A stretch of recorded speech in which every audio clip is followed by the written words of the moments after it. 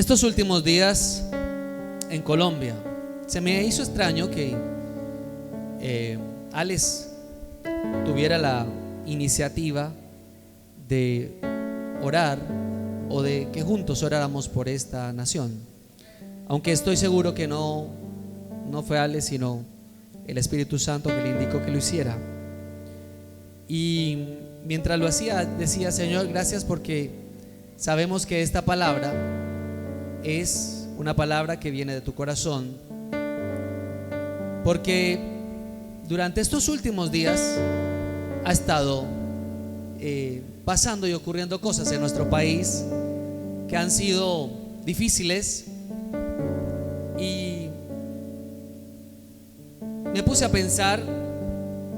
Teníamos una predicación totalmente distinta con respecto al encuentro o al preencuentro, y se supone que la iglesia tenga que enseñar también cómo actuar frente a estas situaciones. Se supone que la iglesia también enseñe, o por lo menos dé una luz de lo que debiéramos hacer nosotros como cristianos, como conocedores del evangelio. Y por eso creo que he pedido al Señor que envíe de su Espíritu Santo, y así podamos hablar, como dice Apocalipsis, lo que el Espíritu dice a las iglesias. Déjeme decirle que en el mundo material, o lo que ocurre en el mundo físico, o lo tangible, o como usted lo quiera llamar, es el reflejo o se refleja en el mundo espiritual. ¿Sí lo sabía? Si usted conoce al Señor, si usted ha venido, ha aceptado al Señor en su corazón, no es solamente hablar de ciertas cosas en lo espiritual y en algunas no, sino que todo el mundo se mueve también en el mundo espiritual. No es que algunas personas, como en algunas predicaciones anteriores enseñamos, se tiene la costumbre de separar lo espiritual de lo secular. No sé si lo han escuchado, pero hay dos divisiones: lo espiritual y lo secular. Pero quiero decir que eso no funciona así. La vida de un cristiano debe ser integral. No puede usted separar una cosa de la otra. Usted debe ser totalmente integral. Diga conmigo: debo ser integral. Si usted no entiende esto del mundo espiritual y el mundo secular, y que debe ser uno solo, entonces tiene un problema de doctrina, o unas pocas bases de doctrina teológica o del evangelio. Y es necesario entonces, como decíamos hace 8 días, que empiece a recibir la leche espiritual no adulterada. Pero es necesario que usted tenga claro qué realmente es lo que ocurre en el mundo espiritual. Le dije al Señor: ¿de dónde quieres que hable? Y junto con mi esposa empezamos a hablar del tema. Desde la creación siempre ha existido la inconformidad, siempre ha existido el no me alcanza, porque esto tan poquito. Y quiero hablar de la creación de lo angelical. Dice la Biblia en Génesis 1:1: en el principio creó Dios los cielos y la tierra. Punto.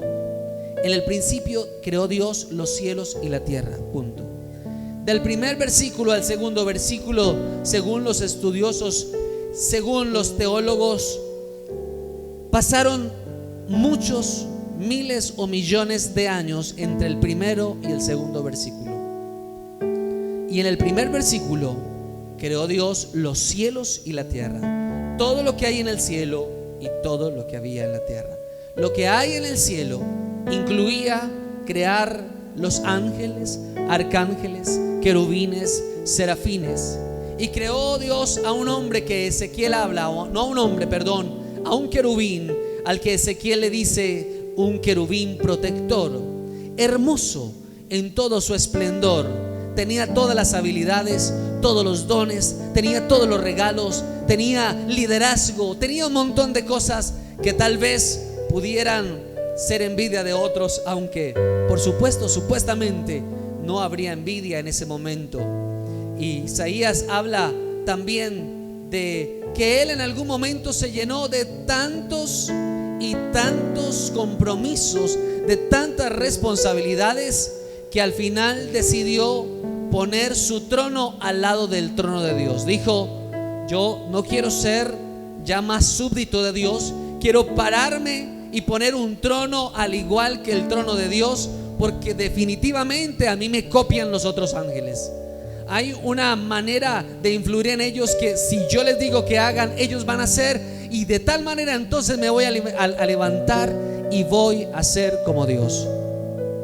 Ahí hubo la primera consecuencia. Déjeme decirle que el primer pecado no fue en Adán y Eva.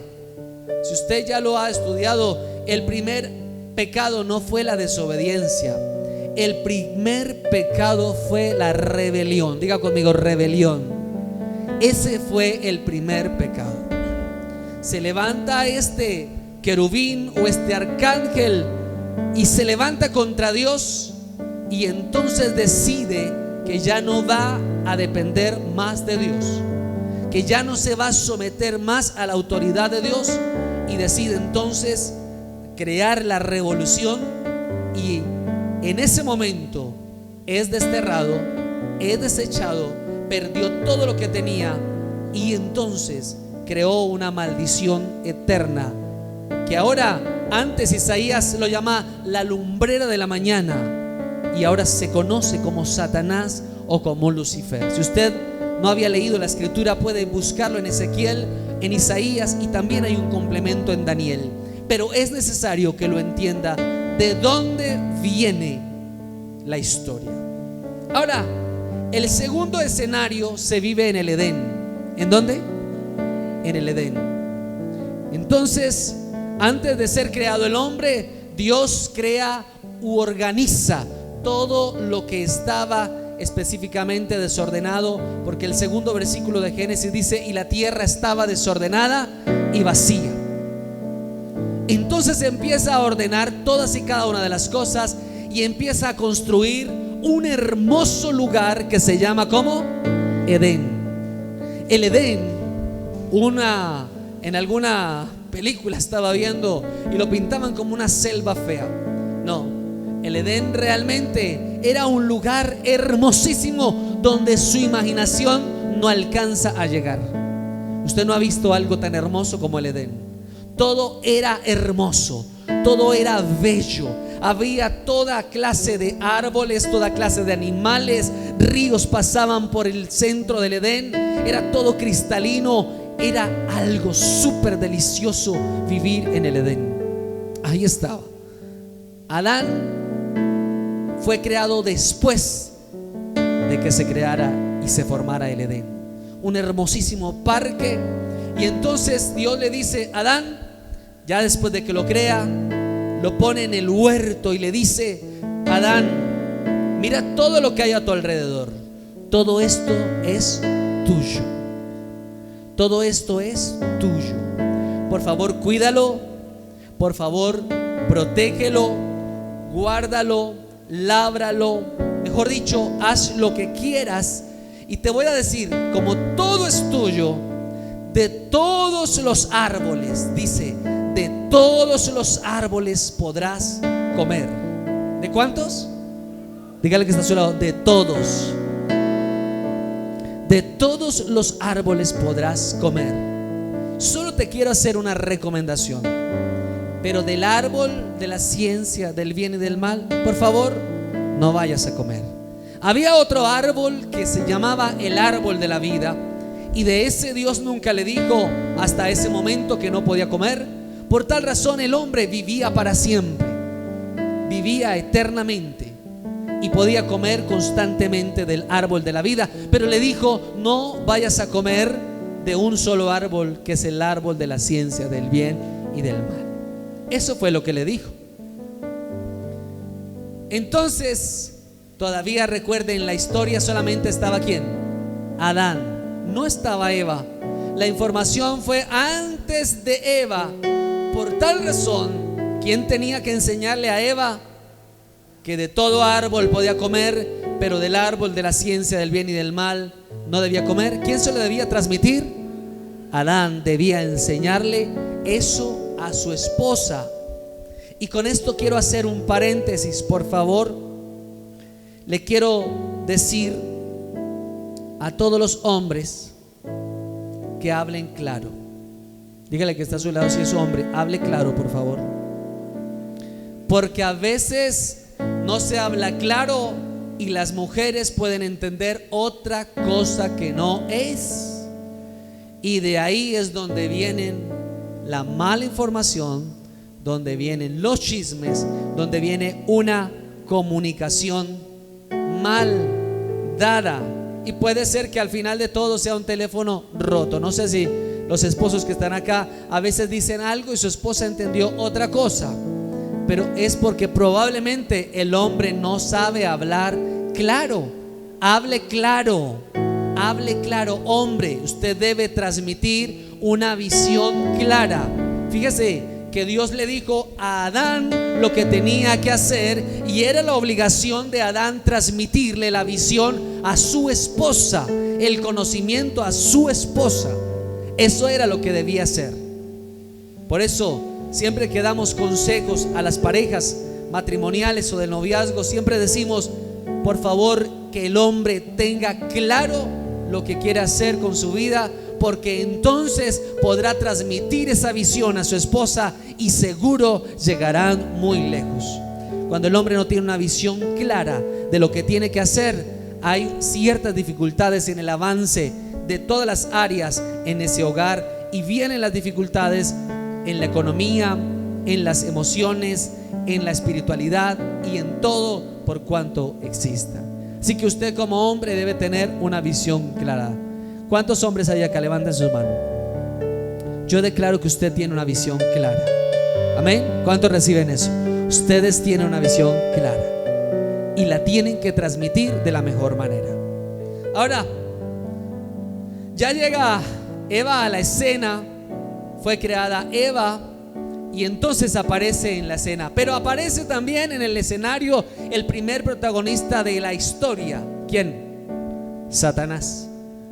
La Biblia ya muestra, Adán está con un hogar formado, está viviendo en un lugar excelente, hermosísimo, tiene todo, su economía está estable, todo está organizado, tiene un trabajo, una esposa muy hermosa, están procurando tener hijos y se proyecta entonces a ser la mejor familia que haya sido creada sobre la faz de la tierra. Pero aparece la serpiente. Dice, pero la serpiente era más astuta que todos los animales del campo que Dios había creado.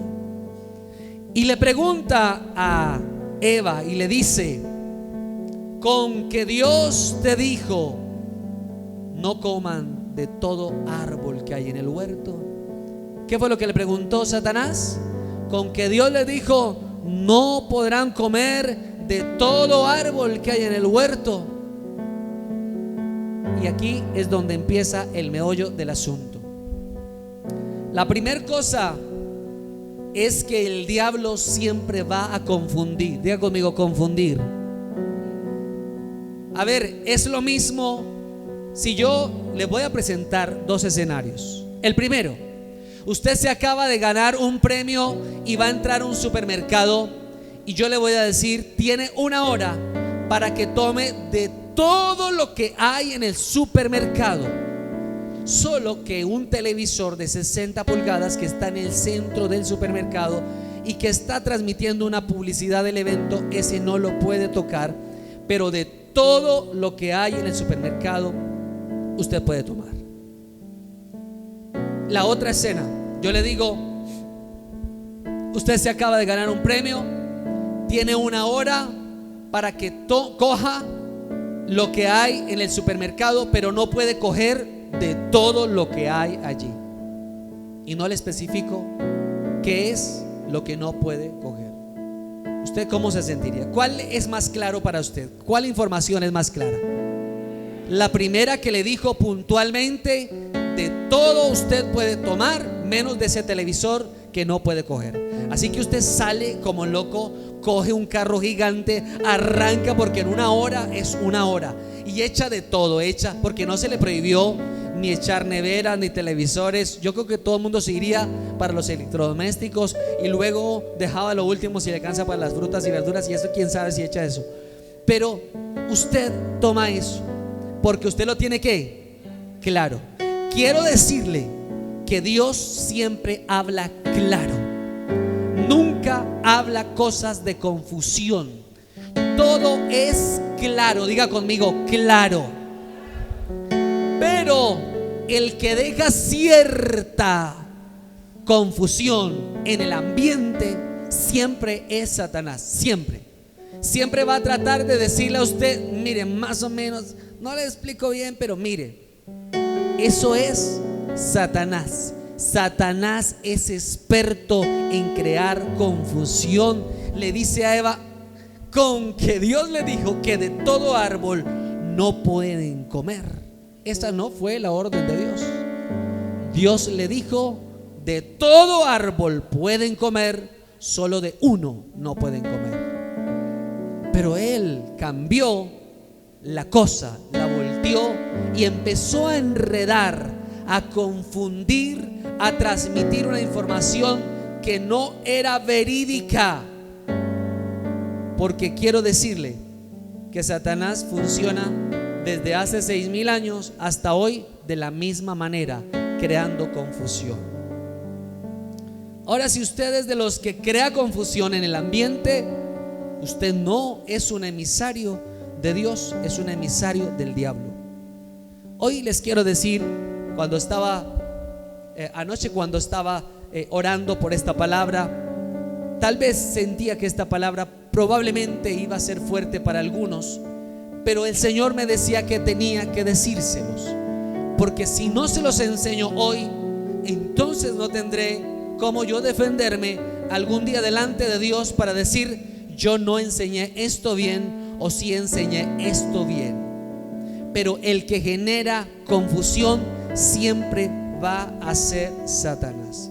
Ahora quiero entrelazar un poco la historia de lo que estoy hablando de Satanás y de el Edén con lo que está ocurriendo en mi país.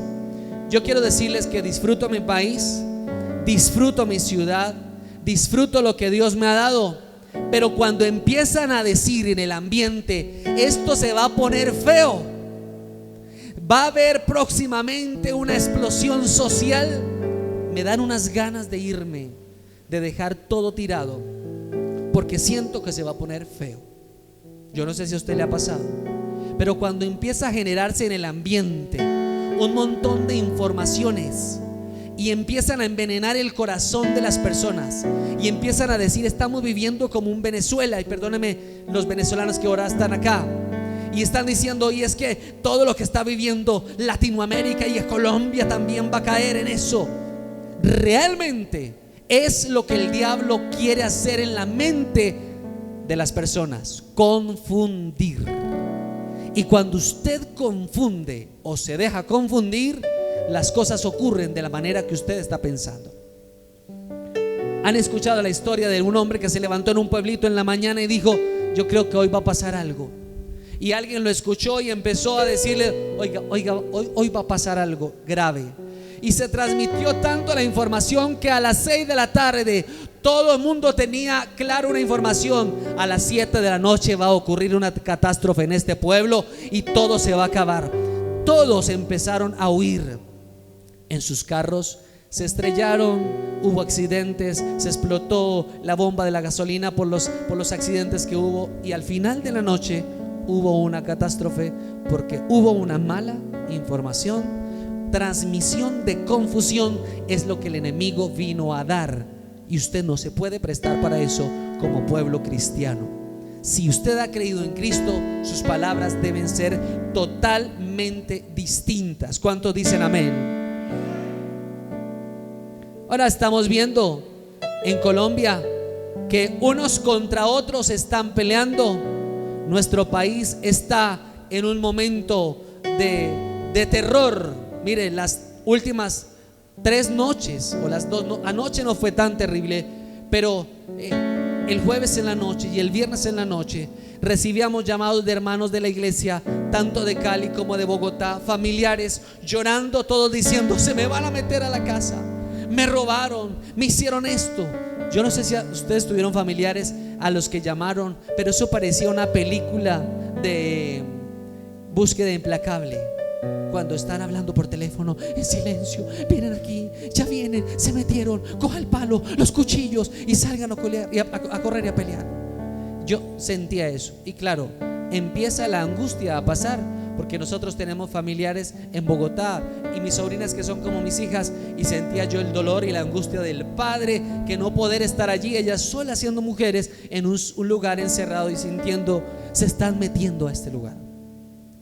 Y las noticias dicen luego que en algunos lugares fue cierto, robaron algunas cosas, y en otro lugar fue simplemente un terrorismo, una confusión. ¿Qué es lo que el enemigo quiere hacer? Confundir. Yo les quiero preguntar a ustedes: ¿usted sabe qué es un cacerolazo? No carezolazo, sino cacerolazo. ¿Alguna vez he escuchado la palabra cacerolazo? Porque yo la escuché estos días y escuché los cacerolazos. Según el significado de cacerolazo, dícese: es una forma de protesta que inició en Francia en 1830 y se la hicieron a Luis Felipe I de Francia. En 1830 fue la primera vez. En América Latina ha tomado fuerza en Venezuela, en Argentina, en Chile, y en los últimos días ha tomado fuerza en Colombia. El origen tiene como fundamento hacer un llamado a los gobiernos porque la crisis es tan dura que no hay nada para echar a la olla. En contraposición a esto, haciendo el análisis de los países que acabo de nombrar, uno de los países con más alto índice de crecimiento en economía fue Chile. Chile tenía, yo no sé si aún la tiene, pero está en decadencia. Tenía una tendencia a ser uno de los países económicamente mejores. La economía, su moneda estaba a un nivel muy alto con respecto a la del dólar. Mientras que la de Colombia, o por ejemplo la de Venezuela, obviamente la moneda ya está muy devaluada. En Venezuela ya no vale los bolívares. En Colombia todavía valen los pesos. Pero en Chile había una economía tan estable, tan fuerte, que varias personas de Colombia y de otros países emigraron hacia Chile para conseguir mejor futuro económicamente hablando.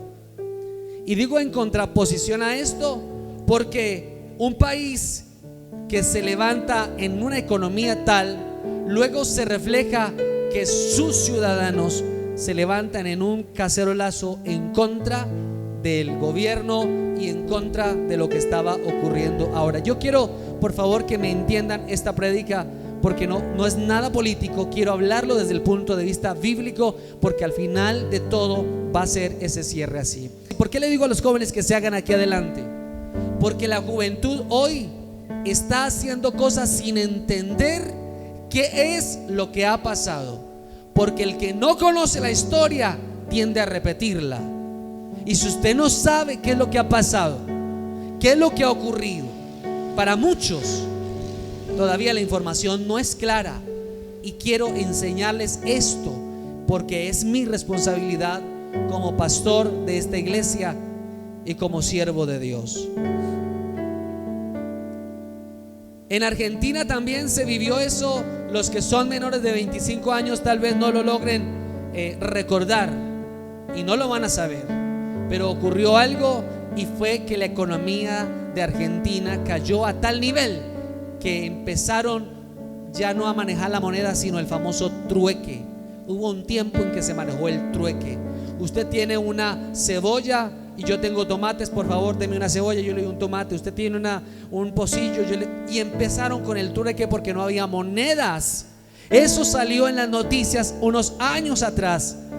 la economía empezó a hacer un montón de cosas. Ahora, les dije que lo que ocurre en el principio, en el mundo material es reflejo de lo que pasa en el mundo espiritual, y quiero que usted ponga atención a esto.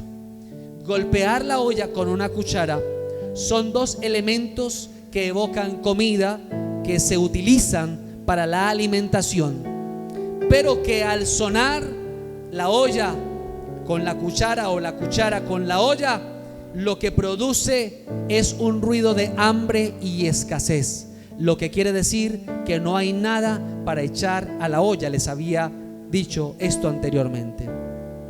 No se equivoque, mi hermano y mi hermana, o si usted vino por primera vez, no se equivoque. El cacerolazo no es una protesta pacífica. El cacerolazo es algo que ocurre en el mundo espiritual para decretar miseria y pobreza. Hambre es lo que decretan. Y lo que muchos cristianos hicieron estos días fue ayudarle al diablo para decir también: aquí hay hambre, aquí hay hambre, aquí hay hambre. Yo quiero que usted sepa que usted no puede actuar, perdóneme la expresión, y tal vez sonará un poco brusco, pero usted no puede actuar como un ignorante sin conocer qué es lo que ocurre. Si usted es cristiano, tiene que saber identificar y saber qué es lo que va a hacer, y no lo haga porque otros lo hacen. Usted tiene que tener sabiduría. El mundo espiritual se mueve de una cosa impresionante. ¿Cómo está Venezuela? Y allá los cacerolazos son constantes. ¿Cómo estuvo Argentina? ¿Y cómo está Chile ahora? Y creo que pretende el diablo querer llevar a Colombia al mismo nivel de esos países en economía. Yo no sé si usted lo va a permitir. Yo no sé si usted va a participar de eso. Yo no sé si usted realmente es el que está llevando esta mala información, porque realmente, al igual que en el Edén, como Eva no entendió la información que le dio Adán, no la entendió clara, y cayó en la confusión y pecó, y fue la desgracia para su vida y para toda la humanidad desde ese entonces hasta el día de hoy. Así que yo le vuelvo a repetir, como pastor tengo la obligación de decirles lo que ocurre en el mundo espiritual, porque se supone que la iglesia hable no solo de las cosas materiales, sino de las cosas espirituales, y mucho más de las cosas espirituales, de todo lo que se mueve en el ambiente, de todo lo que a veces no entendemos y que realmente hacemos sin saber por qué ni para qué. Eso es lo que produce el golpe de la cuchara y la olla. Así que si usted lo hizo, cuando llegue a su casa, espero que esta información le llegue a su corazón y usted le pida perdón a Dios, porque usted no quiere decretar. ¿Cuántos quieren decretar pobreza a esta nación? ¿Cuántos quieren decretar bendición a esta nación? Usted debe ser luz en medio de las tinieblas. Dígale que está a su lado: usted debe ser luz en medio de las tinieblas. Si usted no es luz, entonces la cosa está grave. No, si va a aplaudir, aplauda bien para el Señor. Y algunos dirán: pero caramba, es que mañana nos vamos a quedar sin pensión, mañana nos vamos a quedar sin educación. Hay una frase de Jesús que dice: no se afanen por el día de mañana, porque el día de mañana traerá su propio afán. Si no, miren los lirios del campo, cómo el Señor los viste. Ni aun Salomón, teniendo todo el dinero del mundo, se vistió como uno de ellos. No pudo.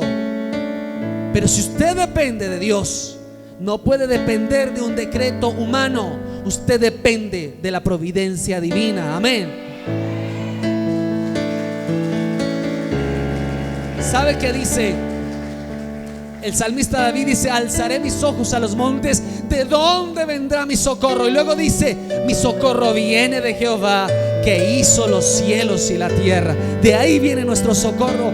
Y el apóstol Pedro le dice a Jesús: Señor, ¿a quién iré si solo tú tienes palabras de vida eterna? Eso dice el Señor. Y luego dice Dios mismo: no es con ejército, no es con fuerza, sino con mi Santo Espíritu, ha dicho Jehová de los ejércitos. Aleluya. Y yo lo creo. Yo lo creo. Hoy el país se empieza a dividir por el futuro, pero pocos agradecen el presente. Hoy se empiezan a angustiar por el futuro, pero pocos agradecen el presente, el regalo. Dentro de las marchas había una muchacha como de 18 años preocupada por la pensión. No ha empezado a trabajar, creo que no ha terminado su bachillerato, y realmente ya hay una preocupación por la pensión. No han entendido todo lo que ocurre. Por eso usted debe aprender a escuchar primero. Por favor, y no estoy hablando aquí de política, escuche primero, cerciórese primero, no informe mal, no genere confusión, porque entonces eso es lo que realmente maltrata una nación. ¿Sabe? Jesús dijo: no se afanen por el día de mañana. Y a lo que se refería es: no hagan una guerra por el día de mañana. No ha llegado. ¿Usted sabe qué es la soberbia del hombre? Pensar que usted va a vivir mañana. Usted no sabe si vivirá mañana. Usted no sabe si vivirá la próxima semana, el próximo año. O como la chica que todavía está esperando pensionarse y tiene 18 años, no sabe si llegará a la vejez. No sabe qué nos deparará del futuro, porque realmente Dios es el que tiene control de todos los tiempos. Él es el dueño de los tiempos, de las edades, dice la Biblia. Así que yo quiero que usted lo haga. Ahora, ¿usted debe preocuparse por el futuro? Sí. Prepárese, estudie, visione, planee, pero no haga una guerra de lo que todavía no llega. Ni procure que otros entren en guerra ni en pánico. Creo que nosotros no estamos para hacer los que hacen el pánico, sino para calmar el pánico en otros. Usted debe estar para eso. Nosotros somos dadores de paz y no de guerra. Se ha dicho que Jesús fue un revolucionario. Alguna vez lo escuché, y claro, Jesús fue uno de los hombres más revolucionarios de todos los tiempos, porque revolucionó la mente de aquellos que decían que amaban a Dios, pero solamente eran religiosos académicos. No tenían una intimidad con Dios. Abrió los ojos espirituales de todos. Recuerden, todo el pueblo judío estaba esperando un Salvador, un libertador que los quitara del yugo de los romanos, que los dejara como población libre. Pero Él vino para dar libertad a los cautivos, pero hablaba del mundo espiritual. Y Él nos hizo libres. ¿Cuántos son libres por Cristo? Somos libres por Él. Entonces, ¿sabe cuál era el arma o la revolución de Jesús? Amar todo el tiempo era su revolución. Amar, perdonar, no juzgar. Esa era la revolución de Jesús. Si usted quiere revolucionar este país, hágalo como Jesús lo hizo. Ame, perdone y no juzgue todo el tiempo. Ame, perdone y no juzgue. Porque cuando caemos en ese cuento es donde entonces se enardecen todas las cosas y empieza a trabajar. Otra cosa que Jesús tenía como principio era mantener la unidad. ¿Sabe qué decía en oración? Señor, que ellos sean uno como tú y yo somos uno. Siempre procuró ¿la qué? ¿La qué? Dígale que está a su lado. Procuró la unidad. Pero el divide y vencerás es una frase del diablo. Divide y reinarás, perdón, es una frase del diablo. Lo más preocupante es que hoy algunos cristianos, algunos casos, aún todavía están utilizando aún las redes sociales para promover odios, divisiones, insujeción a los gobernantes, a las autoridades, y en lugar de promover la unidad, están enardeciendo el ánimo de otros para continuar con la violencia. Por favor, sea inteligente, sea sabio. El celular o las redes no se deben usar para dar una información que cause odios en otras personas. Usted debe ser inteligente, usted debe ser sabio, usted debe ser maduro, porque usted debe ser luz en medio de las tinieblas. Amén. Usted no puede ser ese tipo de personas que empieza a enardecer a la gente para que diga: no obedezcan a la policía, no obedezcan al ejército, no obedezcan al alcalde, no obedezcan al gobernador, no obedezcan al presidente, porque a eso no fue llamado usted. Usted está llamado a ser luz en medio de las tinieblas. Usted está llamado a eso, a eso. Porque nuestra lucha no es contra sangre ni carne. Es decir, nuestra lucha no es carnal, sino nuestra lucha es espiritual. Y vea lo paradójico de la situación. El martes a las 5:30 de la mañana, todos los martes, este lugar está abierto para que usted venga y ore conmigo. Sabe que el domingo hace 8 días oramos por Colombia, ¿recuerdan? Por las marchas que iban a ocurrir. Y yo esperaba que el martes llegara un montón de gente diciendo: listo, vamos a orar porque viene este tipo de cosas, y vamos a orar para blindar nuestro país. Pero no, hubo poca gente, y aún oramos por eso, y estoy seguro que el Señor escuchó la oración. Pero entusiasmados, en lugar de venir a la oración, prepararse antes, fuimos a las marchas, algunos, y entonces, sin pedir la dirección de Dios, hicieron lo que no fueron llamados a hacer. Perdóneme, pero como iglesia le digo, esta marcha no la propuso la iglesia cristiana. Esta marcha no fue así. Usted, para ir a marchar, tiene que prepararse en oración, en ayuno, e ir a reclamar al mundo espiritual. Claro que la iglesia ha hecho marchas. La iglesia ha hecho marchas. Y antes de seguir, quiero que sepan que la iglesia se duele también de lo que ocurre en Colombia. Se duele por nuestra nación. Se duele por la corrupción que hay. Se duele por la injusticia social. Se duele por los líderes asesinados, en los que también hay pastores de muchas poblaciones y veredas que son asesinados. Se duele por los niños y jóvenes. Se duele por todo lo que ocurre en nuestro país. Se duele por los campesinos. Pero la lucha no se gana así, siendo nosotros cristianos. Nuestra lucha no es así. No es así, déjeme decirle que no es así. Nunca lo lograremos así. Y ahora ya le voy a decir, según la Biblia, cómo es que debe ser. ¿Sabe que una de las marchas más famosas en la Biblia nunca fue? Estaban los israelitas, y eso no fue dentro de su territorio, era para conquistar otro territorio. Y estaban los israelitas y empezaron a dar vueltas a los muros de Jericó, y ninguno se escuchó que decía: fuera el rey de Jericó, fuera el rey de Jericó. Jamás dijeron eso. ¿Sabe cuál era su canto? Cantos de alabanzas a Dios. Ese era su canto. ¿Sabe qué es lo que ocurrió con esa marcha? Tumbó todos los muros de Jericó y pudieron conquistar, porque el mundo espiritual es el que vence al mundo material, y en el mundo espiritual se gana.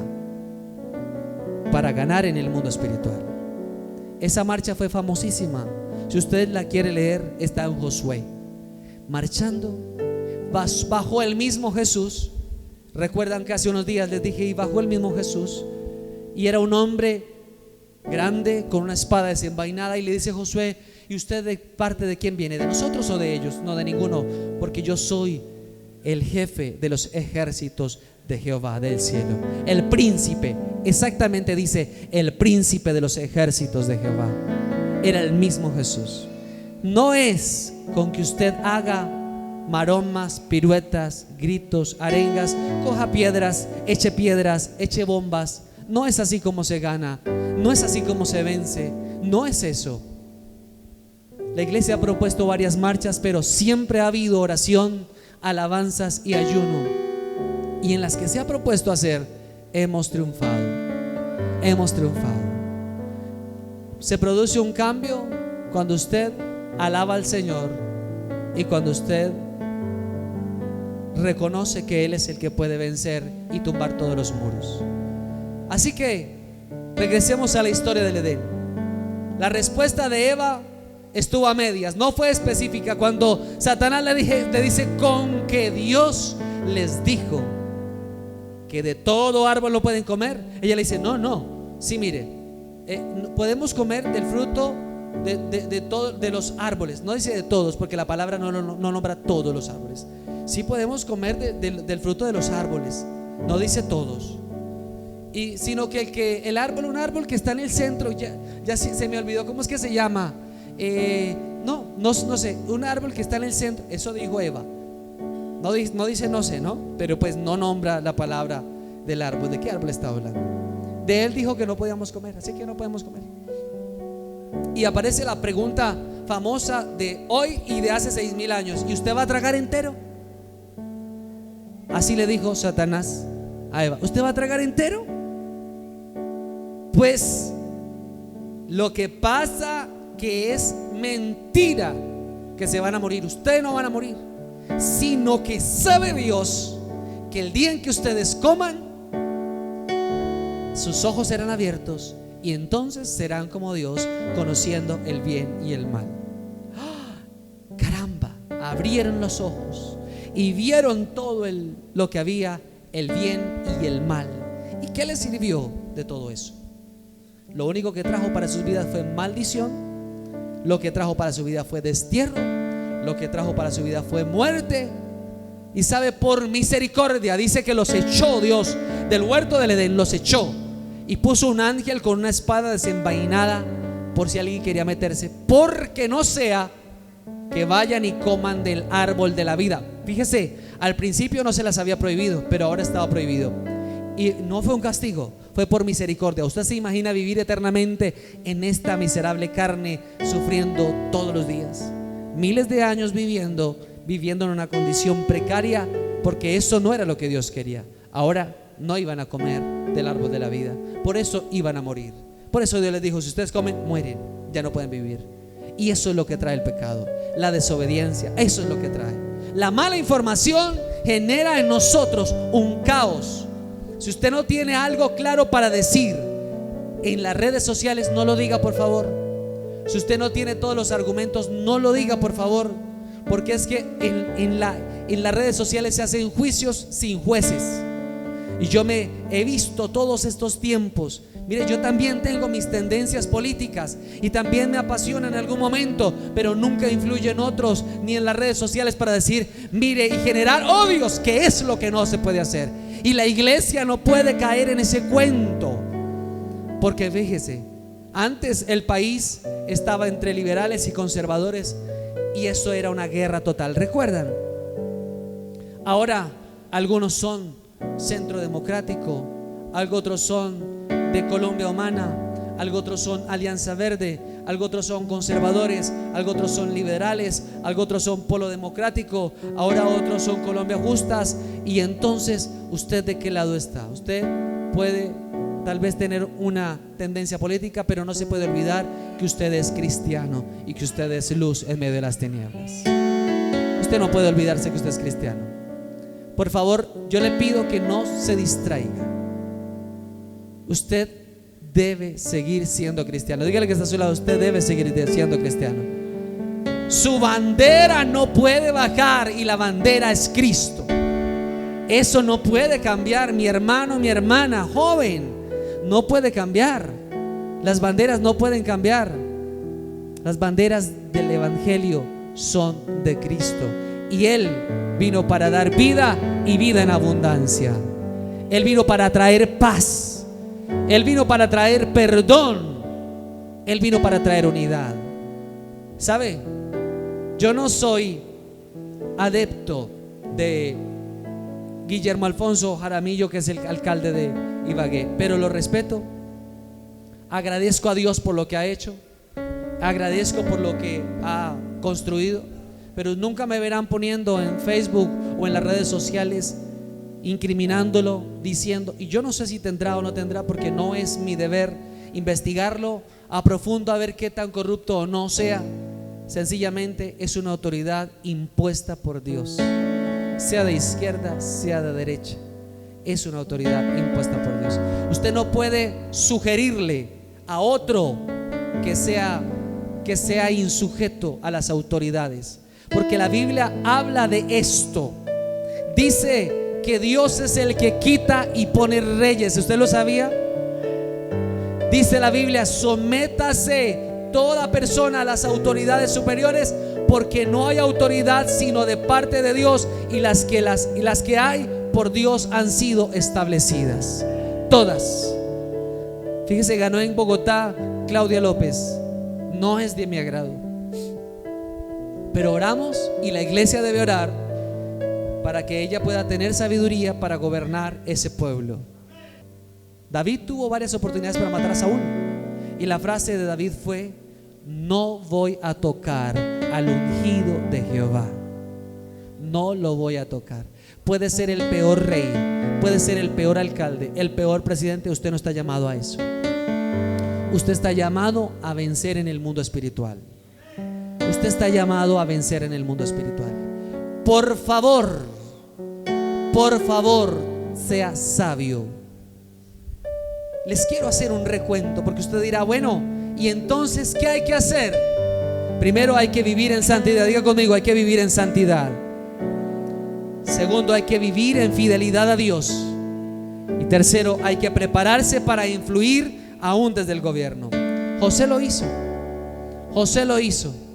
José se ciñó al plan, pero cuando fue vendido como esclavo a Potifar, nunca armó una revuelta para decir: nos vamos todos. ¿Cuántos esclavos se van conmigo? Vamos. ¿Qué hubiera pasado donde José hubiera hecho eso? El plan no se ejecuta. Estaba en la cárcel, en Lucas dijo: bueno, nos vamos a volar de la cárcel, armemos una cueva. Nada de eso. Fue el mejor en donde siempre estaba. Siempre. ¿Y sabe qué pasó? Porque José se ciñó al plan, fue que Israel tuvo alimento para vivir los 7 años que hubo escasez. Si no hubiera sido por eso, la historia de Israel no se hubiera contado más. ¿A usted le parece que quiere ser un salvador? Ustedes jóvenes quieren ser salvadores. Vamos, sí, por el pueblo, vamos adelante. Sí, pueden hacerlo, pero siendo fieles a Dios, siendo sabios para poder conquistar allá en las esferas del gobierno y poder ganar desde adentro, no a piedras. Eso nunca va a pasar. El cristiano no debe comportarse así. Y hablo a cristianos porque creo que la mayoría de los que están acá son cristianos. ¿Sabe? Hubo otro joven llamado Daniel.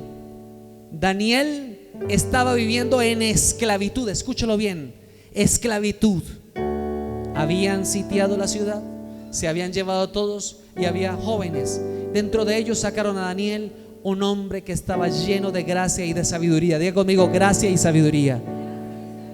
Porque todos los días, escuche, se presentaba en la mañana, al mediodía y en la tarde delante del Señor para pedir sabiduría.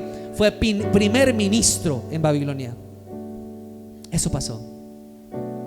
No había hombres como ellos, los jóvenes que eran judíos, que adoraban y buscaban. ¿Sabe cuál fue su revolución? Su revolución fue aquí adentro, de adentro hacia afuera. Esa fue su revolución. Esa fue su revolución. Allá de rodillas delante de Dios tuvo tanta sabiduría que realmente un día lo echaron al foso de los leones. ¿Y qué pasó? Los leones, su boca fue cerrada y no se lo tragaron. Luego cogieron a Sadrach, Mesach y Abednego. No le estoy inventando nombres, esto está en la Biblia. Y entonces estos jóvenes inteligentes, juiciosos, tampoco se ciñeron a la maldad, pero estaban ahí siendo hombres consejeros del rey. Y entonces dijeron: no, ya los leones no nos sirven, nos toca echarlos a un horno.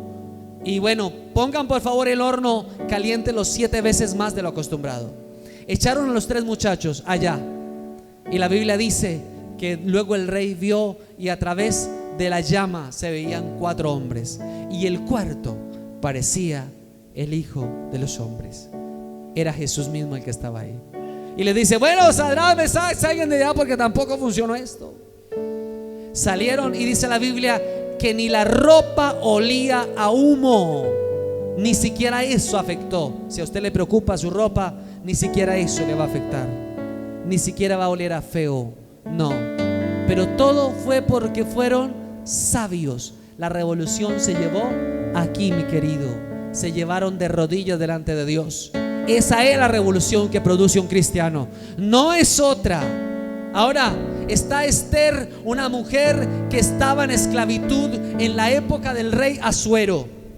Y entonces estaba decretado que todos los judíos los iban a matar.